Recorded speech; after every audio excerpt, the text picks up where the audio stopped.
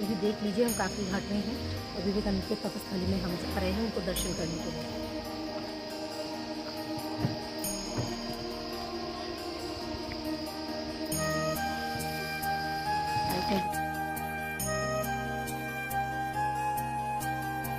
दोस्तों अभी हम नीचे जा रहे हैं, नीचे की तरफ। उधर से हम आपको दिखाई दे रहा है, देखिए मैं कैमरे से दिखा रही हूँ। इधर से थोड़ा सा देख लीजिए, यहाँ पे अगर कैमरा अलाउड है तभी हम वीडियो कर सकते हैं, फिर भी हम दिखा रहे हैं। नीचे जा रहे हैं, वहीं पे विवेकानंद जी का तपस्थली है और जिस वृक्ष के नीचे बैठ के उन्होंने तप किए थे, ज्ञान प्राप्त किए थे, अगर हम दिखा सकेंगे तो ज़रूर दिखाएंगे। फिलहाल हमारे साथ चलिए आगे। उत्तराखंड, देवभूमि उत्तराखंड। हजारों साधु संत की तपोभूमि ये देवभूमि उत्तराखंड दोस्तों। सदियों से मुनि ऋषि महात्मा के रिस्पंदन से जुड़े हुए हैं ये देवभूमि। उत्तराखंड के कण कण में इन महात्माओं के आत्मा जुड़े हुए हैं। हिमालय की कंदर गुफाओं में इन महात्माओं ने अपने रिस्पंदन के द्वारा परमात्मा को मिलने की खोज आज भी जारी है। सदियों से वो तप कर रहे हैं इन गुफाओं में बैठ के। देखिए दोस्तों, कितना सुंदर मनोरम परिवेश है और आपको दिखाई भी दे रहा है कि अभी मैं कहाँ पे खड़ी हूँ।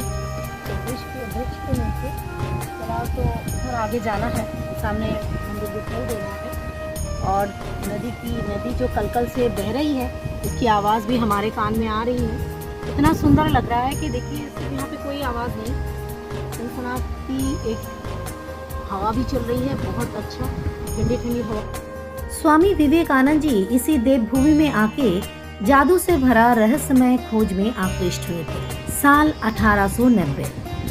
इस साल 2 नए युवा सन्यासी हिमालय के सुंदरता और उससे घिरे हुए राज जानने के लिए निकल पड़े। पैदल चलते चलते पहुँचे उत्तराखंड के कुमाऊं में। ये 2 नए युवा सन्यासी थे स्वामी विवेकानंद जी और उनके गुरु भाई स्वामी अखंडानंद जी।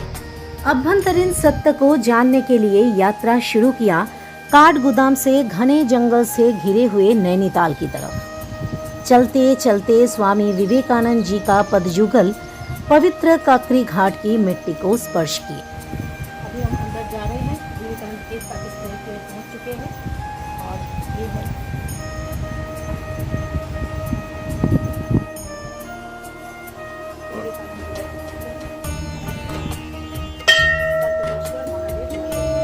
कोशी नदी। इस स्थान को देख के स्वामी जी अपने साथी स्वामी अखंडानंद जी को कहा कि ये स्थान सत्य में इतना मनमुग्धकर स्थान है जो ध्यान के लिए उत्तम है।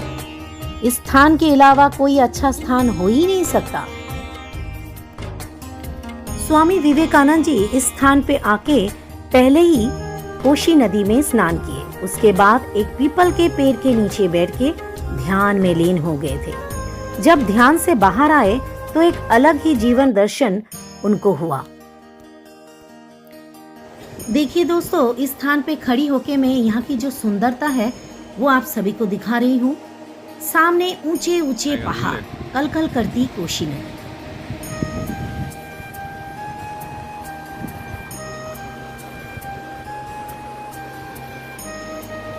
चारों तरफ की जो सुंदरता है वो सब देखते देखते विवेकानंद जी के ध्यान केंद्र की तरफ लेके चल रहे हैं आप सभी को। चलिए।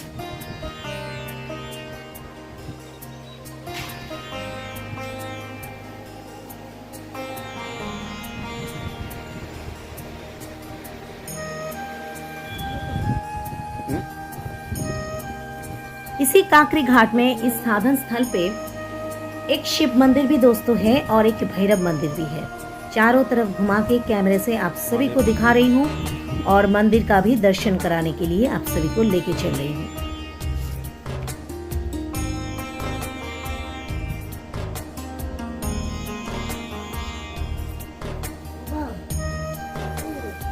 शिव मंदिर में दोस्तों मैं बाहर से ही बाबा को दर्शन करा रही हूँ क्योंकि मंदिर का दरवाजा बंद है, खुला नहीं रहता हर समय।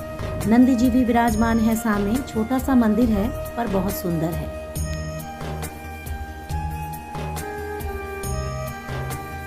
देखिए दोस्तों, विवेकानंद जी का एक फलक भी दिखाई दे रहा है, विवेकानंद भाव केंद्र। इसमें लिखा हुआ है 1890 साल में पीपल के पेड़ के नीचे बैठ के स्वामी जी ध्यान किए थे। अब मैं आप सभी को उसी ज्ञान वृक्ष के सामने लेके आई हूँ। यही वो स्थान है, यही वो ज्ञान वृक्ष है जिसके नीचे बैठ के उन दो स्वामी जी लोग साधना किए थे। असली जो ज्ञान वृक्ष है वो तो नष्ट हो चुका है, पर उसी वृक्ष का क्लोन लेके ये तैयार किया गया है।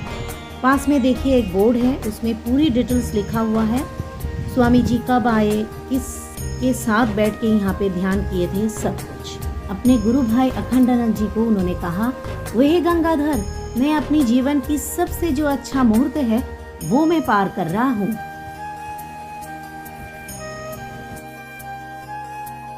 साथियों, यही देखिए वही वृक्ष है, पवित्र जगह जहाँ पे विवेकानंद जी ने ध्यान प्राप्त किए थे, इसी कांकरी घाट में। और सामने का नज़ारा है, आप आपको दिखाएं कि पास में नदी बहती जा रही है और इसी वृक्ष के नीचे बैठ, इस स्थान में इस पीपल के पेड़ के नीचे बैठ के मेरे जीवन की सबसे बड़ा समस्या हल हो गया।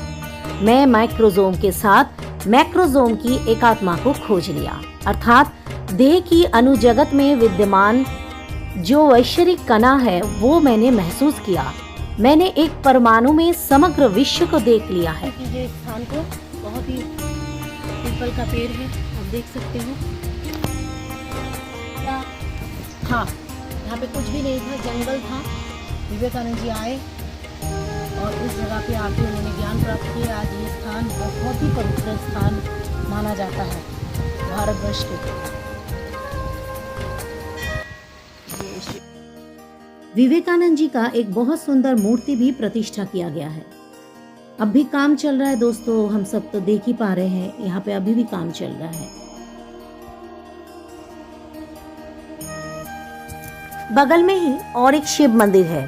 मुझे लगता है कि यहीं पे बैठ के साधना करते हैं लोग। पास में ही भैरव मंदिर है। चलिए दोस्तों, अब कोशी नदी की तरफ चलते हैं।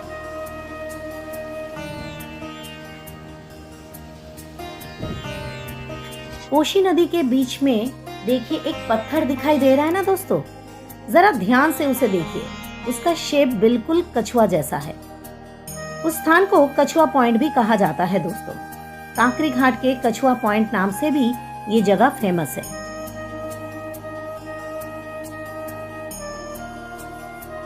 यहाँ जो कछुआ पॉइंट है ना, उसकी चारों तरफ कहीं संखक मछली हर समय खेलता रहता है। तो दोस्तों, आप जब भी इस जगह पे आओ तो आप सब भी मछलियों को खाना खिलाना जरूर। यहाँ पे सामने ऊपर एक छोटा सा दुकान है, वहाँ पे इन मछलियों का खाना मिलता है। अब दोस्तों, इस सुंदर सा साधन क्षेत्र से, तपस्थली से जाने का मेरा समय हो गया है। पर दोस्तों यकीन मानिए, मुझे बिल्कुल भी इस स्थान से जाने का मन नहीं है। बहुत दुखी हूँ मैं, क्योंकि मैं अभी भी घोर में हूँ। ऐसे स्थान से जाने का मन बिल्कुल भी नहीं है। मैंने अपने भाई से कहा कि यहाँ पे रहने का कोई घर मिलेगा ना तो मैं हमेशा के लिए इसी स्थान पे रह जाऊंगी, ध्यान करूंगी, तप करूंगी। पर क्या करें, जाना तो पड़ेगा। ऐसे स्थान को छोड़ के जाने का मन बिल्कुल नहीं है मेरा, सच में।